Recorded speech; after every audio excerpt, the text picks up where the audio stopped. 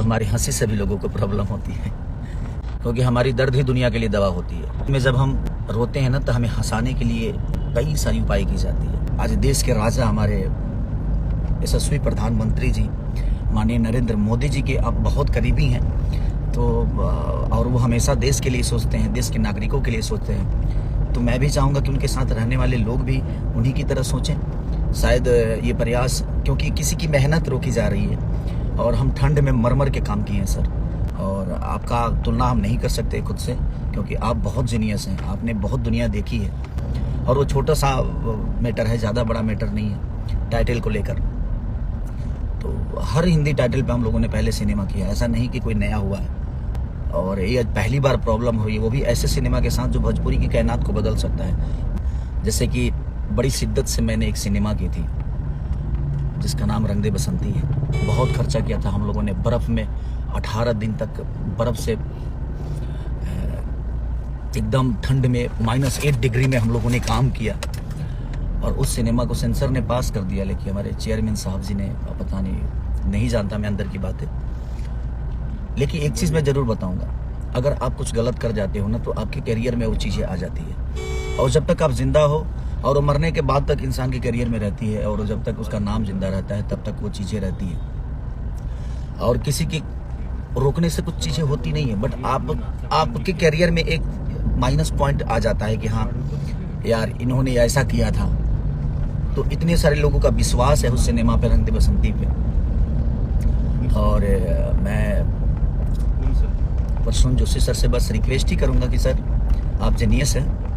और आपने बहुत दुनिया देखी है, हम आपके सामने बहुत बच्चे हैं, बस मेहनत किए हैं हम लोग बहुत, और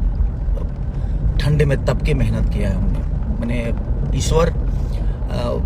भी कड़कड़ा जाए जिस हिसाब से हमें ठंड में काम करने को मिला,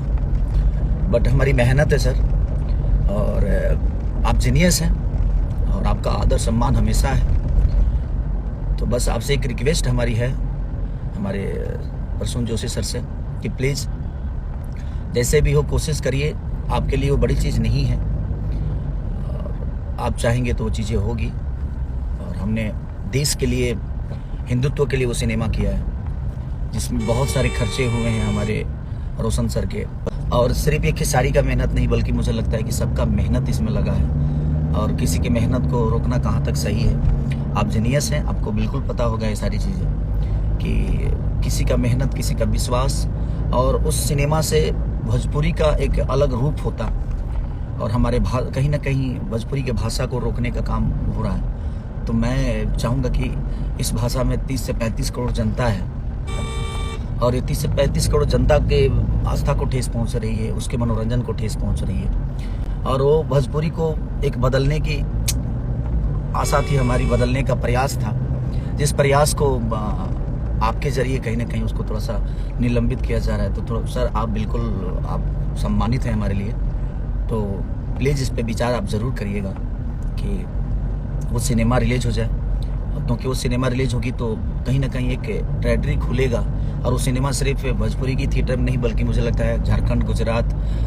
जितने भी मल्टीप्लेक्स हैं उसको लगाया जा रहा है। तो हम लोगों ने एक प्रयास किया है भोजपुरी भाषा को बड़ा करने की, कि हाँ हमारी भाषा यहाँ भी लोग देखते हैं, यहाँ भी चाही जाती है, और यहाँ नहीं देशों विदेशों तक कोशिश है उस सिनेमा को लगाने का। तो हमारे प्रयास को प्लीज़ सर आप एक बार सोच विचारिएगा ज़रूर,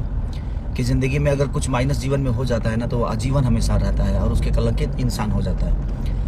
तो हम लोग भी कोई कभी गलतियां कर जाते हैं ना, तो हमें भी अफसोस होता है बाद में चल के। तो बस कोशिश ये होना चाहिए कि हमें बाद में अफसोस चीज़ों को ना हो कि नहीं यार छोड़ देना चाहिए, क्या फ़र्क पड़ता है। और एक सिनेमा के चलने से अगर इतनी सारी कायनात होती है, और एक सिनेमा के रिलीज होने से इतने सारे लोगों का विश्वास उभर के आता है, इतने सारे लोगों का प्रयास सफल होता है, तो इसमें आपका भी एक योगदान होगा सर। तो प्लीज़, तो मैं तो यही रिक्वेस्ट करने के लिए लाइव आया था आज, कि प्लीज़, और आप